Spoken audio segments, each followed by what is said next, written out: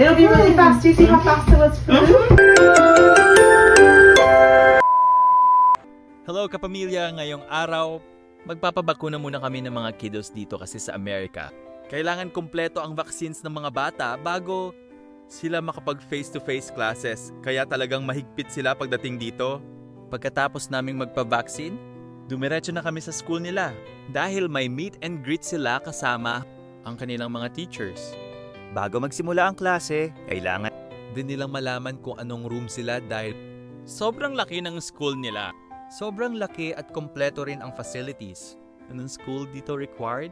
Din ang mga students na sumali sa sports o music activities para ma-develop ang kanilang skills at makita kung ano ang mga talento nila. Tiningnan din namin ang playground ng mga bata at sobrang laki talaga.